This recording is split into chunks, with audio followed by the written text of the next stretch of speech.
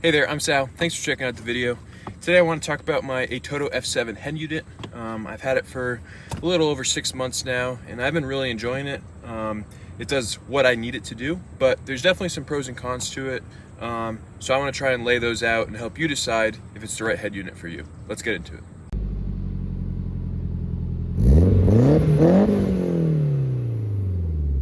Okay, so I want to start with just talking about what this actually is. It's the ATOTO F7 Standard Edition head unit. It retails for around $160 on Amazon, but I always see deals where it's cheaper. I think right now they're running $10 off, but a few weeks ago I saw it for 135 bucks. So if you keep an eye on it, you can definitely get it cheaper than 160. But even at 160, I think it's still a pretty good deal for having wired Apple CarPlay and Android Auto. There also is the F7 Extreme Edition, which is 230 bucks. I have no experience with it, so I can't really talk to how well it works, but that offers the same packaging, but with wireless Apple CarPlay and Android Auto. So again, I won't be talking about that one. I'll be focused on the standard one, the SE. So like I mentioned, on this standard ATOTO F7, it has wired Apple CarPlay and Android Auto. So what's nice about it is the input's actually on the back side of the head unit. So you don't have to have a wire hanging out the front of it like some other head units. It's all routed behind the dashboard, and I actually have mine going through this USB adapter for the 12-volt cigarette lighter outlet.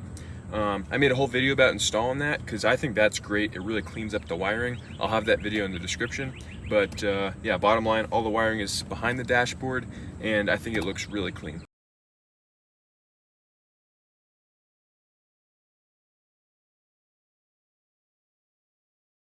So yeah, I mean, it's basically just a really simple doubled-in head unit. It's touchscreen. It fills up the space nicely, and I mean, I could run through all the features and specs and stuff, but you can just go check it out on Amazon. I'll have it linked in the description.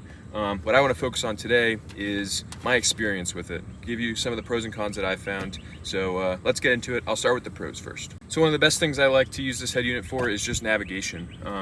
I love being able to connect my phone and then see the map, whether it's Google Maps, Apple Maps, whatever, on the screen. It beats holding it on my phone, trying to navigate. It's a little more dangerous. Just having it up here is super convenient. Even if I'm just going around town, I love just having the map up, being able to see. So a little thing, but I just really enjoy it, especially having this in an older truck like this. This is a 2002, so having this modern tech definitely comes in handy. I'm not a huge music person while I drive, but I've been doing some longer trips lately, and being able to plug in and use Spotify or Apple Music, whatever you use, is also really convenient. I have some speakers and a subwoofer install coming up soon for the channel, so stay tuned if you want to see that. But yeah, I appreciate the connectivity, especially in an older truck. Another pro of this head unit is how it's just really simple. There's no flashy, colorful LEDs on it or anything that make it stand out. It's really just subtle, fills up the space nicely, and just kind of blends in. I think that's really important on these older vehicles. When you have those really kind of flashy head units, I don't know, I think they just kind of stick out like a sore thumb, and it's not really my style. So I appreciate that this is really simple and just kind of blends right in. Sticking with the simplicity thing, I think it's really easy to use. Plug your phone in, CarPlay pops up. I haven't tried it with any Android products, but I'm sure it's the same deal. You just plug it in and it all just kind of works, which is nice. The touchscreen itself is pretty responsive. I've never, been really frustrated with it, trying to tap things over and over again. And the quality of the picture itself is pretty good too. It's nowhere near, phone or TV quality or anything like that.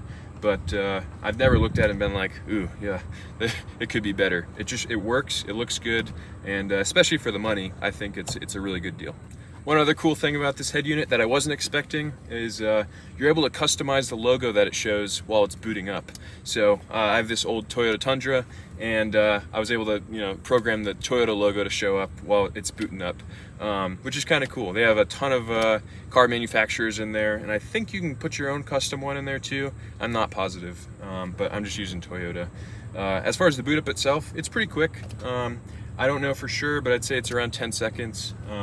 It's enough time where you can get in, put your seatbelt on, get situated in the car, and by the time you're ready, plug your phone in, the head unit's pretty much ready too.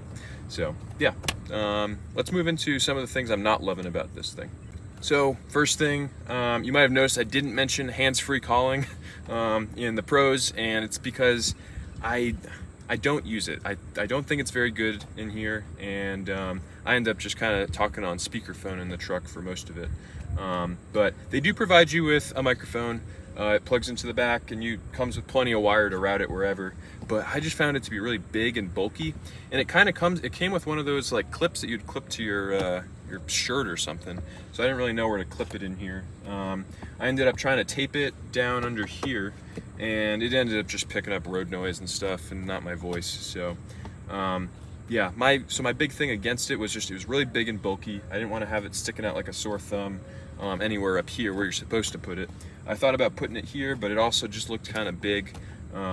And when I talked with my my girlfriend and my mom, whatever, on the phone, they said it wasn't really great quality. If it wasn't any better than if I was just talking on speakerphone. So that's what I tend to do. Another thing that's kind of annoying is there's no volume knob. I wasn't sure how I was going to feel about it when I got it, but it's fine. It works. You can still put the volume up and down, but I just prefer having a knob. The buttons, again, they work, but it just feels kind of cheap and a little annoying. Another thing I almost forgot about, because I'm dying here in the heat of the summer, but in the winters, granted it was Florida winters, so it didn't get super cold, but on cold mornings, I felt like the head unit was just kind of sluggish. It would take a little bit longer to get booted up, and then every once in a while, after about a minute, it would reset and like go back. Sometimes it would set back to like January 1st, 1970. Other days it would just kind of like reset and jump back to like the current day. But I only found that on cold days, so I don't know. It wasn't a huge deal. If anything, it was just a little bit of an annoyance, like, oh crap, once you plug your phone in, it kind of resets the system, like, okay, hey, this is today, what's going on? But yeah, definitely, like I said, I almost forgot because I'm freaking dying out here. But in the winter, it definitely had some funky things with it just being a little bit colder. But yeah, I really don't have a ton of cons for this thing. I think for the money especially, it's a really good unit.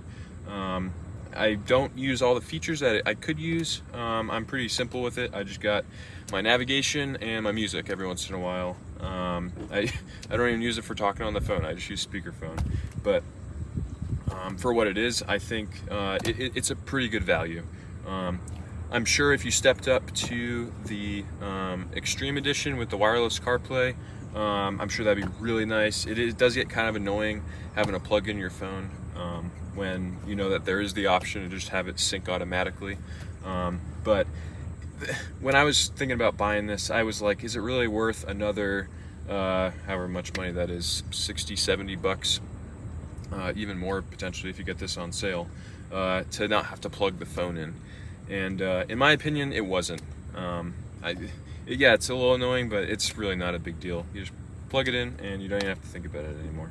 So anyways, I'm gonna stop rambling. Bottom line, I enjoy this. I'll have it linked in the description, so go check it out on Amazon. It will be an affiliate link, so I'll get a little bit of a kickback if you buy it from my link. I would appreciate it. Helps out the channel and helps me bring more videos like this to you. Other than that, thanks so much for watching. Thanks for subscribing, and have a great rest of your day.